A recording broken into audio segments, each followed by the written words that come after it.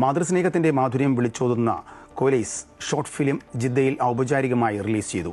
അലി അരിക്കത്തിന്റെ സംവിധാനത്തിൽ അബ്ദുള്ള മുക്കണ്ണിയുടെ ചെറുകഥയെ ആസ്പദമാക്കി ഒരുക്കിയ ഈ ചിത്രം സൗദിയിലെ വിവിധ പരിപാടികളിൽ പ്രദർശിപ്പിക്കുന്നുണ്ട്. മുക്കണ്ണി ക്രിയേഷൻസിന്റെ ബാനറിൽ പുറത്തിറങ്ങിയ കൊലൈസ് ഷോർട്ട് ഫിലിമിൽ ജിദ്ദയിലെ പ്രശസ്ത ഗായിക സോഫിയ സുനിൽ മുഖ്യ വേഷം കൈകാര്യം ചെയ്യുന്നു.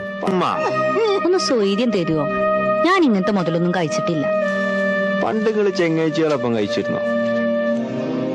ഓത്തുവള്ളിന്ന് മൊല്ലാക്കോതി തന്നെ എന്തൊക്കെയോ ഓർമ്മയുണ്ട്, വേറൊരു കുന്തോ ഓർമ്മല്ല.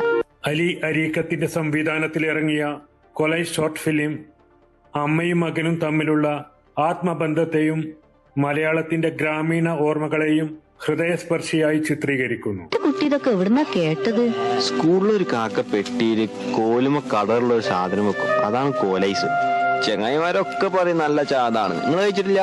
ഫെബിൻ ആറ്റപ്പുറം, അനീസ് ബാബു, ആദിൻ ഷബീർ, അഫ്സൽ നാരായണത്ത് തുടങ്ങി ജിദ്ദയിലെ നിരവധി കലാകാരന്മാർ ചിത്രത്തിന്റെ ഭാഗമായിട്ടുണ്ട്.